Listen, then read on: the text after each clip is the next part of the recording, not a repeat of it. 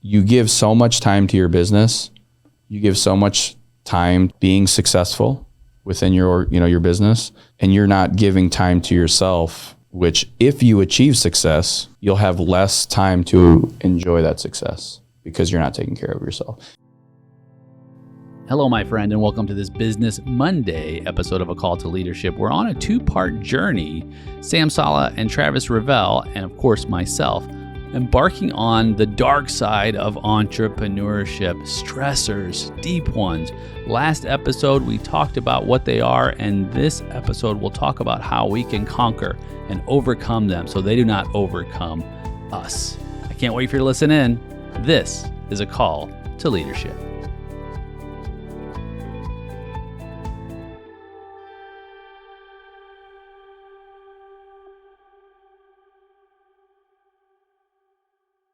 We are back, part two of, what do we call this series? We called it The Dark Side of Entrepreneurship. Dun, dun, dun. So we talked about stress last episode, which is, it's never going to go away, right? There's always going to be stress. But how we deal with stress is going to be essential to our success, right? Because we've seen it. We've seen people crash and burn when the stress overwhelms and they cannot recover.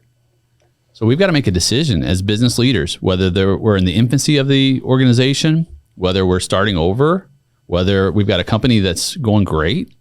I mean, stresses will happen, and how we make it go away, at least reduce it, is going to have an effect on everything we do as an organization. I think about Walt Disney. I think I might have mentioned this before. When I was researching him, that whole Mickey Mouse thing was going great by 1931, 3 years in. By the way, this is the 100-year anniversary for Walt Disney's business. October, I'd like to have a whole episode series because that's when anyway. So he has a nervous breakdown. 3 years in, so he's making money. Mickey's all over, the most popular mouse on the planet, most popular rodent, but he has a nervous breakdown. Why? Because of stress. So success can have stress just as much as you might be in the dumps because you don't have cash flow. Any way you look at it, you can have stress. It's only at the top. Yeah, in your Bugatti. So more problems. More money, more You triggered me when I call you about that purchase. Make sure you remember you said that. Dude, talk about non-performing asset. That's about as bad as it gets. It's about as bad as it gets. I would not recommend you buying a Bugatti. Just notate it on air. Yeah. Now, look, I just put the seed in his head. Buy something else. Rent the Bugatti. Motorhome.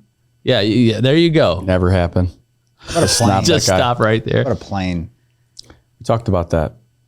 I would skip the Bugatti and I would do a shared, like a jet stream. Yeah.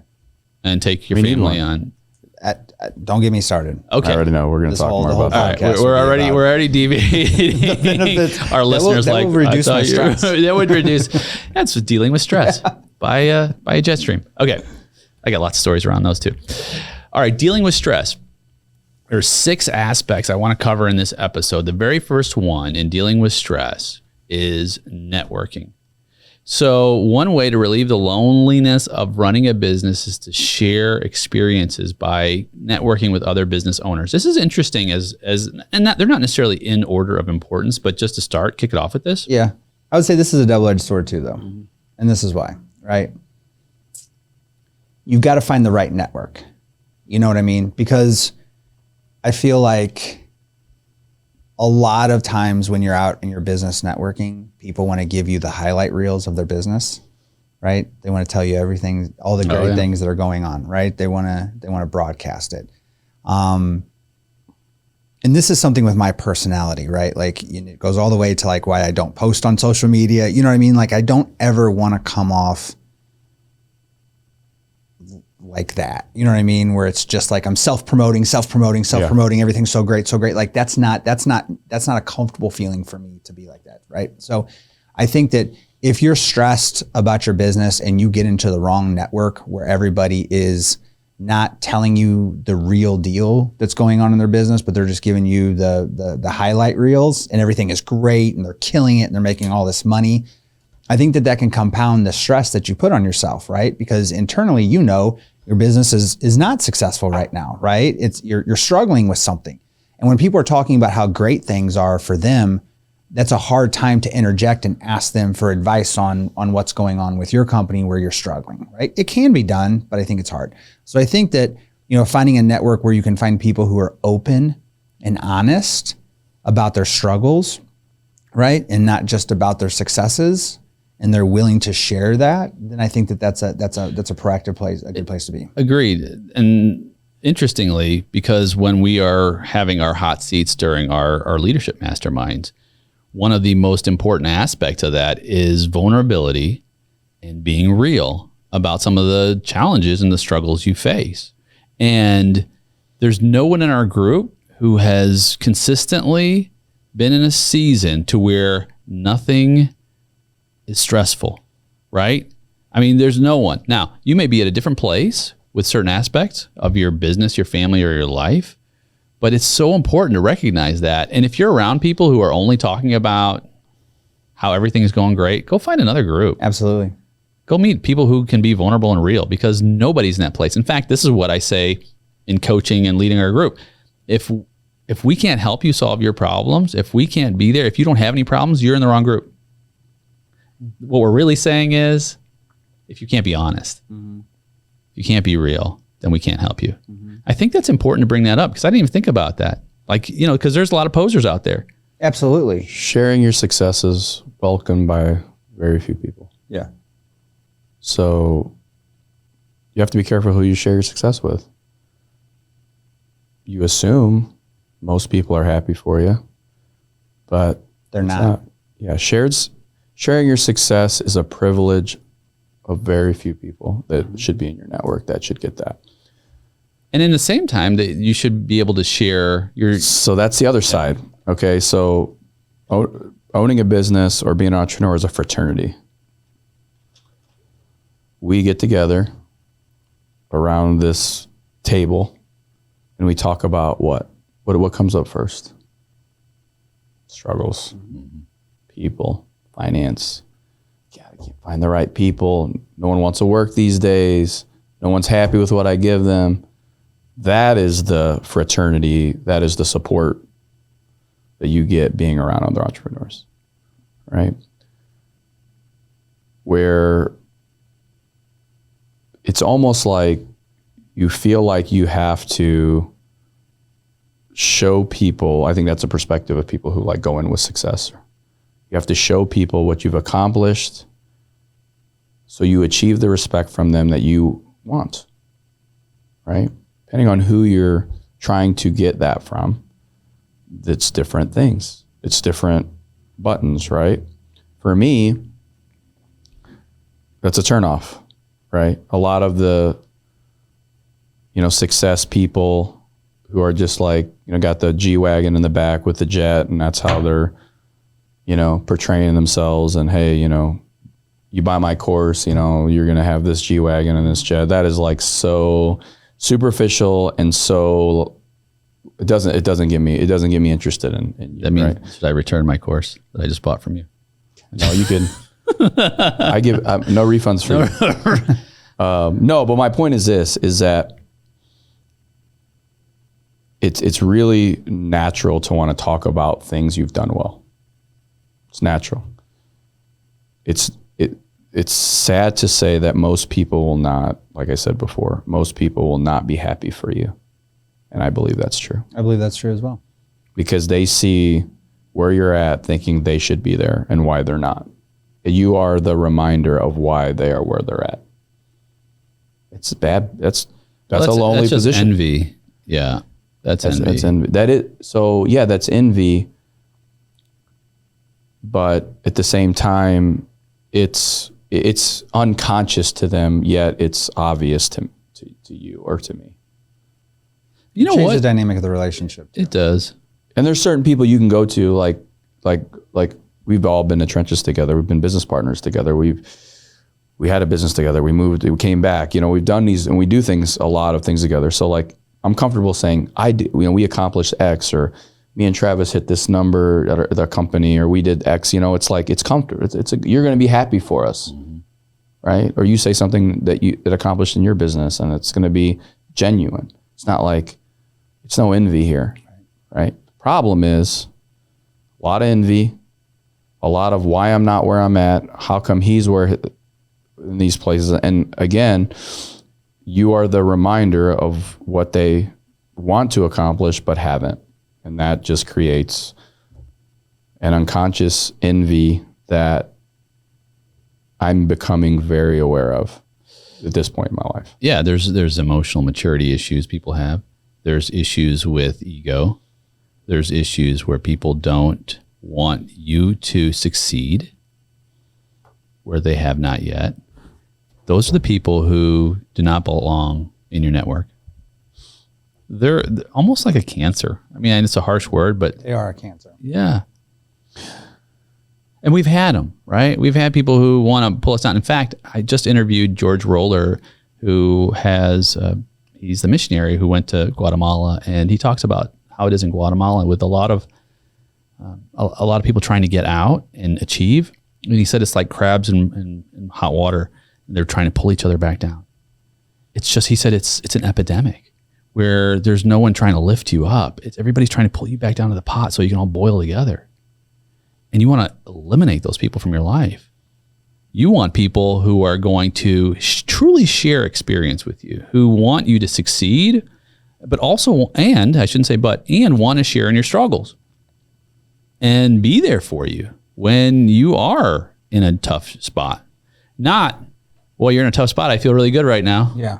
Or find a way to take advantage of your vulnerabilities. That's why it's still a select few that get Always. that. Yeah. It's true. You be careful who you consider friends, mentors, You vet them.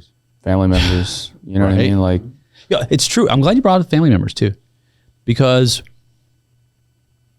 this is a tough part of the conversation because family members can be part of your network. And and everybody's got family members who they don't like to be around for a number of reasons. Maybe the family relationship is toxic or whatnot. And I've had this conversation with some of my family members, and I'd ask the question, if they were not your family member, would you hang out with them? If the answer is no, you can put boundaries up. yeah, You can put borders up to protect you, because your safety and your life that you build, you have the right to build a life that excludes people who are going to tear your life down. These are tough conversations, tough decisions. They require a lot of thought, a lot of prayer, a lot of conversations, but don't feel that you have to have people in your, I say network, even in your own family, that are not there to help you, and you can't help them either. yeah. I think ego is a big one. I should be in a better place. I should have did X, Y, and Z. These are the reasons why I'm not where, instead of taking ownership of your situation and why you're where you're at. Right. I think that the key in any progress is to be real with yourself. You're where you're at because you made bad decisions. Your people don't want to work for you because of the way you lead and your deficiencies in leadership that you haven't went out and tried to be better and fixing. So, and then you see a success story and you're like, well, why am I in the dumps? It's like I said, it's never. You've got to be mature enough to know, number one, when you're stressed out enough, but don't wait till you're totally stressed to build a network that is healthy and vibrant. And you don't have to go out and necessarily build it from scratch. You can join a network, right? You can connect with other people. Sometimes there's one person who you know and trust and confide in that you know is somebody who is a person you can grow with, who's already part of a network. Ask questions about that to join. We've got a couple networks that are it'll be in the show notes, that are full of people who are working to help one another thrive through the pluses and the minuses. In fact, our Leadership Elite Mastermind is one of the main reasons it's by invitation only. is because of that.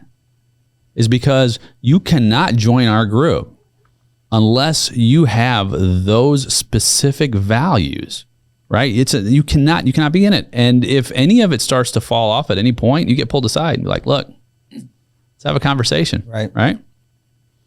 Let's have a conversation. All right. Number 2. We just talked about this on the last episode about how you, Sam, take vacations that you're not really taking a vacation. Number 2, getting away from it all. The best antidote could be a well-planned vacation, unless you're working the whole vacation, Sammer the hammer. Right. I don't do that anymore. You don't do that anymore. Not the whole, no. Yeah. Vacations are great for reducing stress. In fact, this is what the doctor recommended for Walt Disney when he was having his nervous breakdown. Go to Disney World. He said, go to, this was 1931. Oh. So he told him to go on a vacation. He said, you need a vacation. So he took a cruise to Europe with his family. And then he started playing polo. There's part of that. But interestingly, think about like when you've been on vacation, how has that reduced your stress levels? I know I've been on trips before. Not only has it reduced my stress levels just by getting away from all the minutia, but it's also helped me to have a better view of my issues and my challenges. Maybe I could process it better. And some of my best ideas have been when I've been away. 100%. My best ideas. I was riding a horse in Colorado. I remember it like it was yesterday, 1999. And that's when, it takes me about 8 days, by the way. I figured this out. The first 7 days of vacation, I'm still in work mode. And by the 8th day, I finally start to decompress. And it was on that 8th day, I was riding a horse and I was like, I wonder if I started putting tax offices in the malls. How cool would that be, right? I remember. I went from, so I did my first mall office was in 2001. I went from 350 clients to 1,500 clients in 1 year. Wow. Yeah. Hello, right? Location, right? It was a lot to do. There was a lot of factors to do that. And malls were good then. Yeah. They were better than what they are now. The malls have changed a lot. But the point is that I was so stressed out about like why my business isn't growing that the getting away from it all actually was the one thing I needed more than anything else. So how about you? Do you ever find that vacations are an antidote to stress? Of course, you think, okay, we got kids. It's, Right. I don't know, man. I don't know. It doesn't help me. No, getting away from stressed. it almost compounds my stress.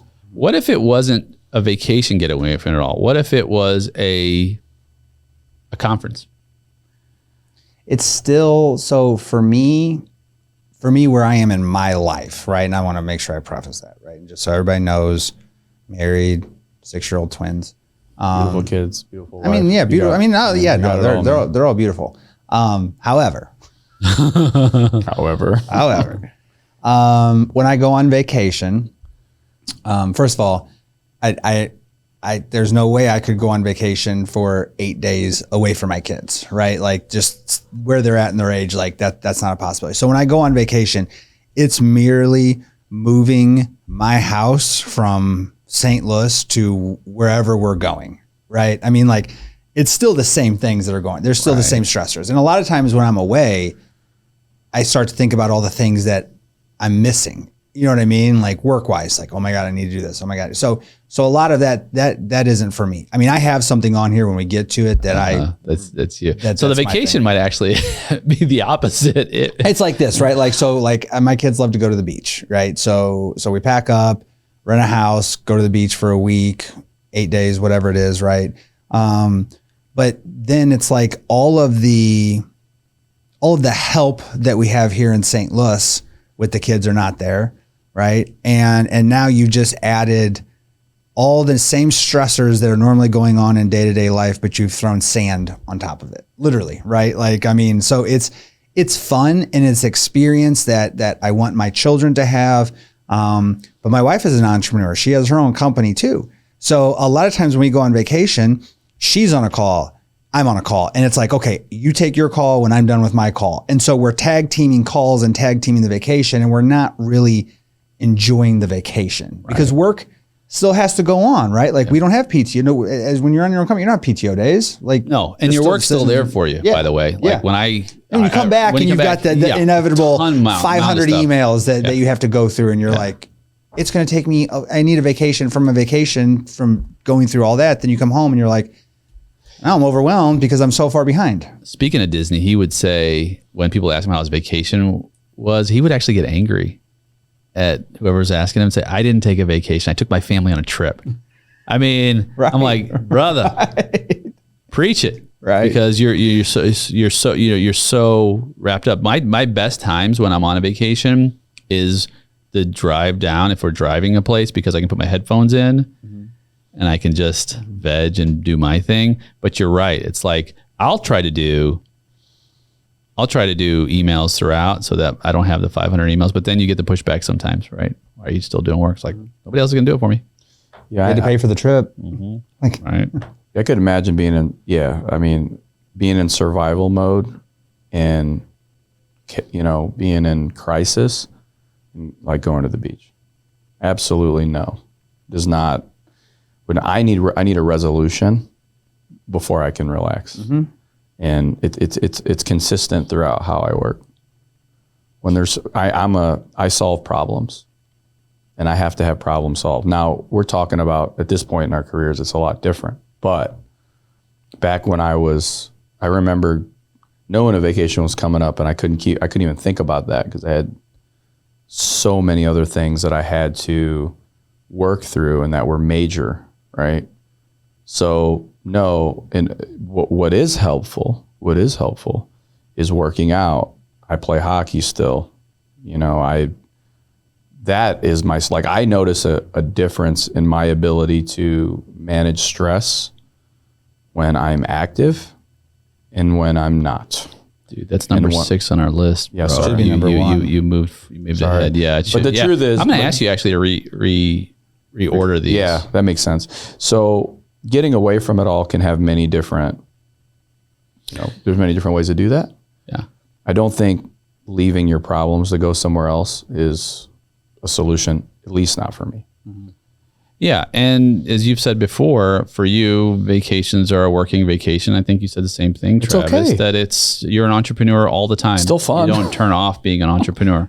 Get out to see in the beach while you're sending emails. Right. Great. Yeah. I have zero issues. That's what I love. Actually, I love prefer that. Being at a fancy, nice resort and doing my work there sometimes. It's awesome. This is nice. I take a call from one of the guys in the group and they're like, wow, you sound energized. I'm like, this is a great environment to do my work. How can you not be happy? Yeah. It's probably warm. Yeah. It's sunny. Music, I think you moved off that though. I think you used to be different, right? Like, because when you used to go on vacation, it was like really protected. Like you would even call me back, which there's very count on your finger people. He will pick the phone up during tax season while he's on vacation. Like, God forbid I send him a Facebook Messenger post or message that was for sure wasn't getting responded to back then. This is back then. It's way back. This is 2.0, Nate. But, I remember you telling me at one point, because I was almost dude, why don't you call me back? I was in Florida on vacation for a week. I'm like, so?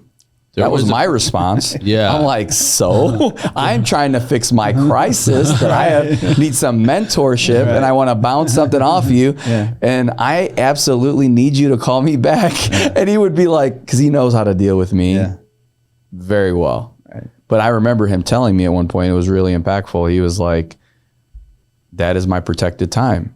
And that's it. I'm like, boom. Okay. Yeah. You still would take my calls the majority of the time. And there was a period where I was not devoted. I couldn't be in the moment because my mind was so clouded and I had so much going on. I overcommitted. There was a period in my life when I was totally overcommitted. I didn't know how to say no. We talked about this. We're all guilty of that though. Yeah. And so I was a yes guy, constantly saying yes. And so when I was on a trip, I would do my best to protect that for a period. Now, as life changes, now I'm in a season of life where I don't need to do that anymore. Yeah.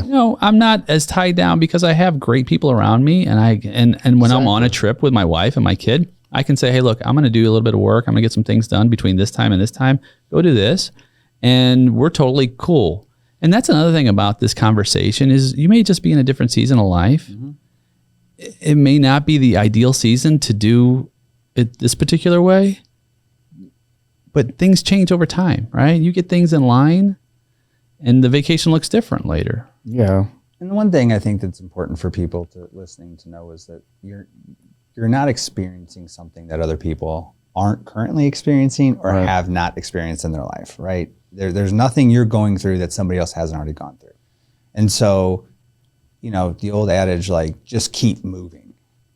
Right. You know what I mean? Yeah. Like, don't. Or Dora, just keep swimming. I mean, I say it to my kids all the time. I'm like, just keep swimming, you know, and it really, it's stressful. Sometimes it's hard to see, like, where is the light at the end of the tunnel? It's just getting darker and darker, but you just have to keep going. Yeah. I can tell you personally, before, when it's the absolute worst, at least for me, you know, when it was the absolute most stressful time in my life, right after that, sky's the limit, boom, things changed. Mm-hmm.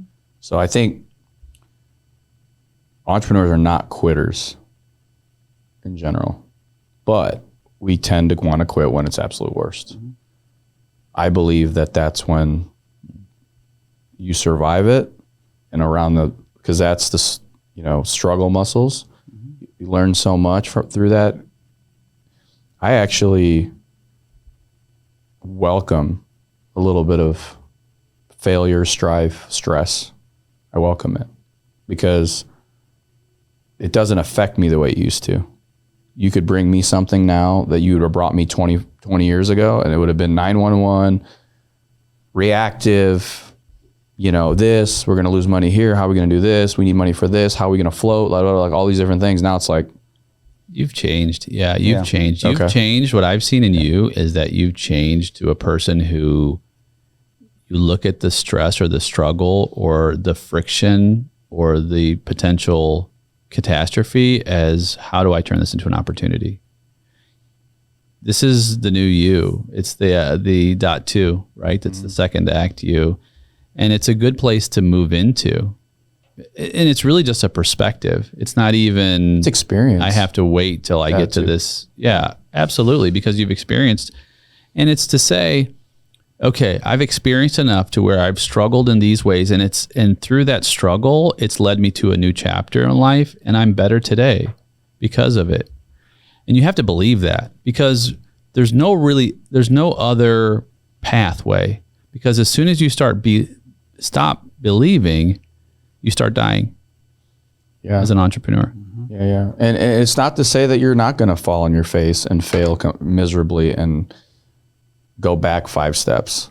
It's not to say it's not going to happen. It's not just because you're going through a rough time that there's guarantee that the other side of it is going to be better. In my experience, every time that's been there, it's been better. And it's going to hurt. It's going to hurt. Right? It's going to hurt. Like, okay, this is going to be painful. I've got to get through it though. It's like whatever analogy you want to use, bench press, triathlon, you name it. Here's the thing. Most entrepreneurs that quit, this is what happens, or they think about quitting. Okay, it's bad. Not where I want to be. I'm having people problems. Money's tight. I'm not making enough money. You know, Why go on a vacation? why go on a vacation? Anyway. I can't afford. I can't think of anything. You know, that's one side. Then I'm like, this is what I do when I'm hearing that. I'm like, okay, what's your exit strategy? What does that look like? Okay. Everything I have is vested in this place, so probably going to be bankrupt. Okay. And then you could go get a 9-to-5 job and work for someone else and go back to that world. And I will tell you, that particular piece of the story is the hardest for them to swallow. Because once you become an entrepreneur and you achieved, even if you don't have financial freedom, but you have a level of control over your time and how you apply your resources, and you're in control. You have no one telling you. It's so important to entrepreneurs, once they've seen some success and open their companies and have employees, to not have anyone that they have to answer to, right? And that always brings them right back. Okay, well, yeah, that's unacceptable. I can't go back I'm not going to become a 9 to 5. I'm going to become a laborer again. I'm not going to become a factory worker again. Once I've had this company that everyone's proud of, and, maybe I have struggles. Maybe it's not perfect. Maybe it's not where I want it to be, which is okay. Become a problem solver. That is why you're an entrepreneur. But the alternative, the give up, I just face them with it. Okay, let's give up. What's that look like for you? And for some people, Yeah. they're not built for entrepreneurship. They may get into it. They're not built for it. Yeah, there's a lot of people that aren't built for it. And that's okay to give it It's a okay. shot. Because I've had clients who have bought a franchise, started a business. They ran it for several years. They came into my office, Nate, I'd like you to help me dissolve the company, or I've found a buyer. I'm going back into corporate work or whatever it is. Hey, no shame. No, absolutely not. No. That was your season. Yeah. You understand it better. You can probably now appreciate your employers more than ever today because you know how difficult it is to make sure that paycheck gets to your door. And you may be more productive as an employee. Now, it's not for everyone. But for those of you who say, there's no turning back, I'm burned the boats, then it's time to find ways to get through the stressful times. So on the rest of this list, I'm going to read them off. You tell me which one is the highest priority on the rest of this list, and we'll go that way. Communicating with employees is one. Finding satisfaction outside of the company. Delegating, and these are all ways to deal with stress. And then third, or lastly, exercising rigorously. I know where you're going. I already know what Travis's answer is. You start, Trav. I mean, it's exercising. Exercise is your go-to out of these four first. I mean, it's my first out of all of them. anything, period. And it's just because, and I've had this conversation with you guys, right? Like health, fitness, like that's important to me.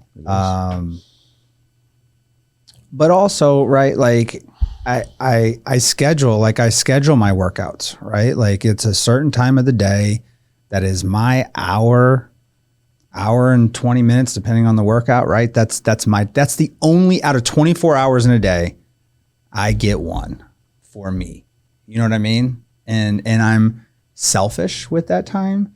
I frustrate my family sometimes with that time. I'm sure I frustrate, coworkers or whomever, but I look at it as I give 23 hours out of my day. I mean, I sleep obviously, but like the rest of my day is normally dealing with somebody else, right? Somebody else's needs, wants, desires, whatever it is.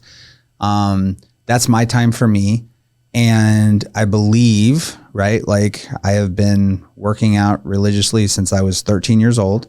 I believe that it is the anchor of my life is spent in the gym, because it grounds me. It's a huge stress relief. Huge, right? Positive endorphins going through your body. That dopamine hit. Everybody feels better when they look better, I think, right? I mean, that's just part of who we are. You know what I mean? Like, Sure. Your clothes fit better. You look a little bit better. I think that there's a positive aspect to it on business. If you're somebody who is somewhat in shape person, I think people respect that because they know the time and effort that's gone into that. And it shows that you can be dedicated to something. Right. I mean, there's so many positives on working out, and it's just our bodies are made to do that. That's right. They're made to be We're active. made to be active, Right. And I think that when you stop being active, you're looking at disease, you're looking at depression, right? You're looking at so many negative things just as a human that affect you, that if you're not healthy, how can you, and this is how I tell people, right? Like if you're not healthy, how can you be good at your job? Yeah. That was you beat me to my next statement. You already. How went can you into be good to your take care of family? yourself? How are you going to take care of your business? Like if you can't take care of yourself, you can't take care. You can't tell me that your job is more important than your health. You can't. Like nobody can tell me that, right? They can think that, but they're fooling themselves. So exercising is number one on my list. Out of all these, blows it away. I would agree with you. So, health is wealth. Doesn't matter how much money you have if you're not healthy, you get sick. So for me, I feel like playing hockey and working out is a tool for me to deal with stress levels that most people can't deal with without, having anxiety and things like that, right? Because I notice a big difference between when I'm active and when I'm not. We're traveling a lot, we're having dinners, we're eating out, we're not able to get in the gym wherever we're at. It's a huge difference, and I'm sensitive to how things that are happening in my body. I know my body, right? So I know, like, oh man, I need to go work out. So for me, and the other side of that is this. No one's saying that you should have a, Instagram body and that's the level, right? No. That's not what we're saying. We're saying that you give so much time to your business, you give so much time to being successful within your business, and you're not giving time to yourself, which if you achieve success, you'll have less time to enjoy that success because you're not taking care of yourself. So for me, I actually hear this sometimes too. Well, I can't work out because my business keeps me so busy. That's the excuse train. I don't have time to work out. Really? Okay, let's think about this for a second. You know what I mean? Make that your first priority. Can you put a treadmill at your office and just go hit that treadmill for 20 minutes? Is that small investment, right? You don't even need that. You can go for a walk. You don't even, every tax season, I commit myself to doing, starting at the beginning of tax season, 10 push-ups an hour on a 10-hour day. In between, if I have clients or I'm working on files, right, to get to, by the end of tax season, 50 push-ups an hour, basically 500 push-ups in a day. That's my goal, right? It's very impressive.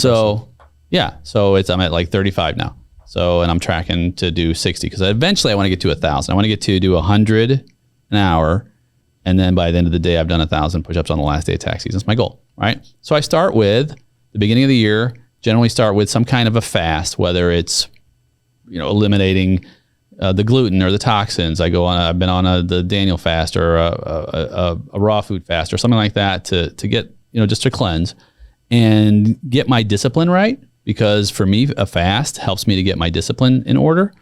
And then I'm leaner. And actually every year I'm able to do more and more. So you don't even have to leave your office. You can do burpees, right? Now you may be in a situation to where your health or you can't do that because of certain issues, right? Or whatever it might look like. The point is that don't make it an excuse that you're too busy, right?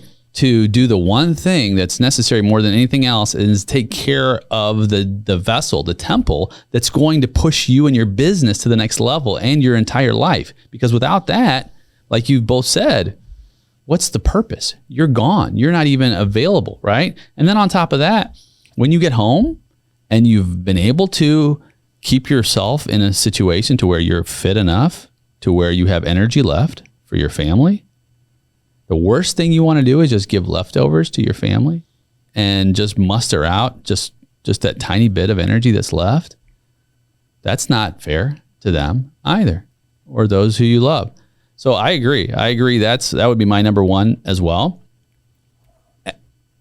Is there a number two? I mean, they're all number two. Right. They're all number two. I mean, I think the other things are all just what makes sense for you personally, right? Because people are gonna lean one way or the other with the rest of them, right? But to me, it's working out, and everything else kind of is number two. Everything else is next. Yeah. So delegating responsibility, right? Entrepreneurs delegate to help you. My philosophy is automate everything that can be automated, delegate everything that can be delegated, and then eliminate everything else. Now, that doesn't mean that you're not involved, but you are working toward building something. Now, if you're a technician and you own a small business, it's a different story, right? But if you're building to scale, delegation is like heaven. When you have others who can do work, they're got to be capable though. Better than you can do the work that's necessary. we've talked about this on many episodes, A players who can help you solve problems you didn't know you had. It's like, oh, I mean, it's like, yes, thank you. Where have you been all my life, right? He just gave it. He knows what I was thinking just now. Yeah, I know. You know You're thinking, that's my Travis, right? Yep, it is. Finding satisfaction outside of the company. Entrepreneurs need to get away from business occasionally and be more passionate about life itself. This is what we're talking about. Gain some new perspectives, right? Get outside of the four walls. Have a hobby. What might that look like for you, right? For me, I love gardening.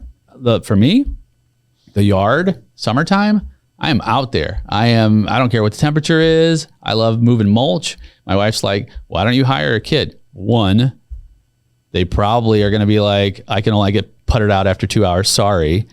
But two, I enjoy putting my headphones in, laying out all the mulch. My wife's the same way. Make it look nice. Then I can sit by the pool. Like, job well done, Right. Mr. Awesome. Salah. Good for you. Yeah. I listen to our podcast. Yeah. You know, but do you each have something you do outside of work? For me. The garage? Yeah, my garage is like, That's my spot. Like I get so annoyed when like they go out the garage door and it just leaves stuff like bags and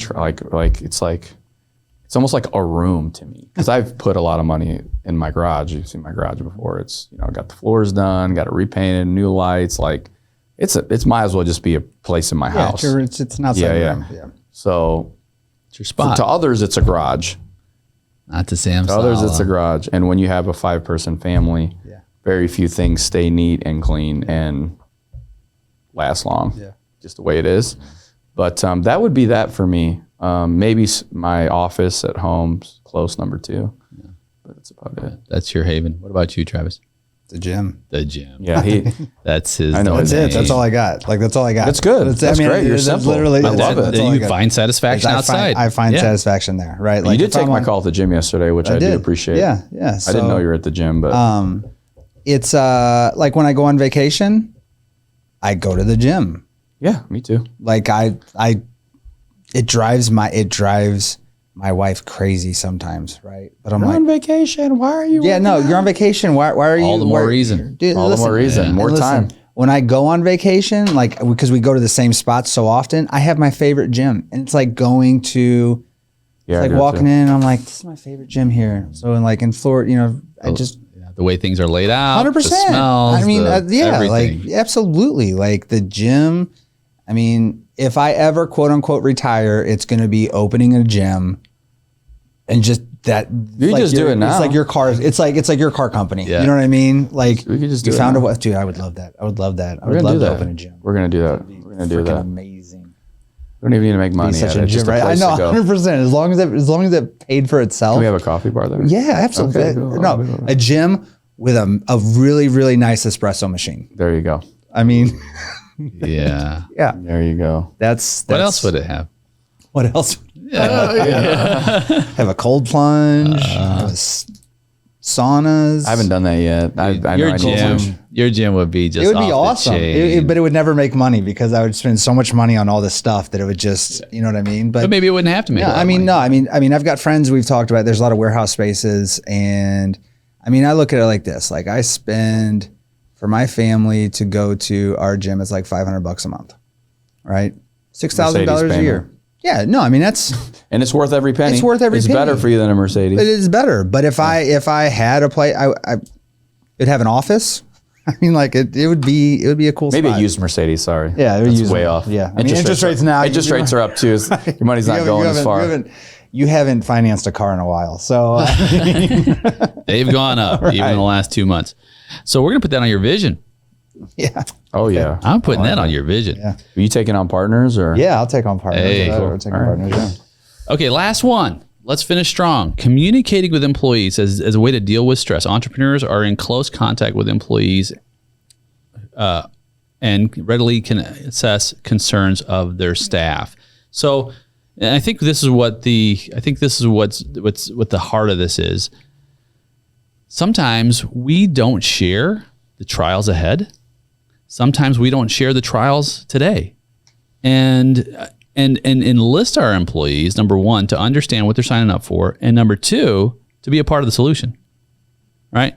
that's back to that island isolation conversation we had in the last episode.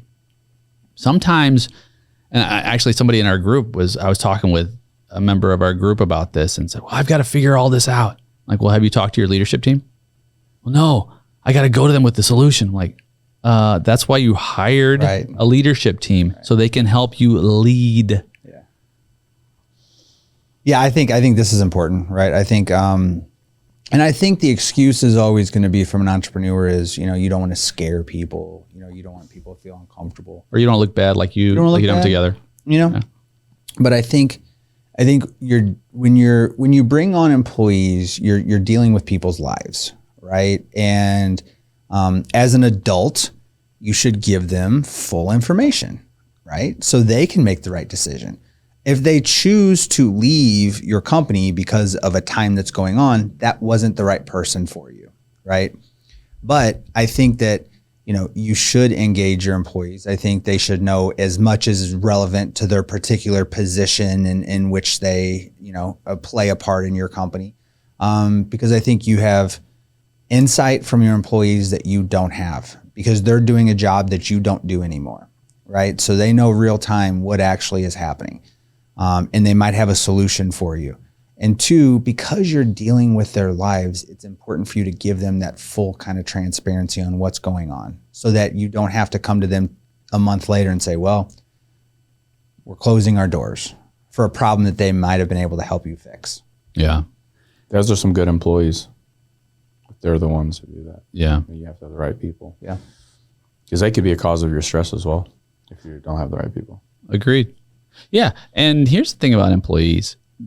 If you've got the right culture, you talked about culture in our last episode. If you've created a culture based on mutual consideration and approach to reach this mission, that there will be challenging times, have conversations. Sometimes they're in a group setting. Sometimes they're in a private setting. And don't have conversations about them needing to step up. Right? Don't have conversations about how some employees have been lackadaisical or they're entitled. No, have conversations about this is the mission. This is the vision. These are our values. Here's where we're going. Here's some of the challenges and roadblocks we're facing. We're going to overcome this together. We won't stop until we've done this. There's going to be some moments where we're going to have to make some sacrifices. Mm-hmm. We'll do it together. Mm-hmm. There will be some times when we're going to have major victories. We'll do that together too. But just having those conversations helps us deal with the kind of stresses that are inevitable. And like you said, if people stay, people stay. Mm-hmm. People leave. We've given them all of the information and we've been true because it's our responsibility to give them a complete picture of what they're signing up for. Agreed. And through all that, we can help people relieve stress. So, final thoughts. Get to the gym. Get to the gym. Just move. Just move. Just sweat. Break a sweat once a day. There you go. It's good for your skin on top of that. Good skin, my friend. Well, my friend, we did it. I'm so honored you were able to join me on this episode of A Call to Leadership. Now, this might not be for everyone because you really have to be in a certain place in order to take the kind of steps to level up your leadership. And I want you to be taking steps. You who feel like you're ready for something like this, you can go to our website, greatsummit.com. I'll make sure that's in the show notes. You and I will get to spend some time together and really focus on aiming for greatness.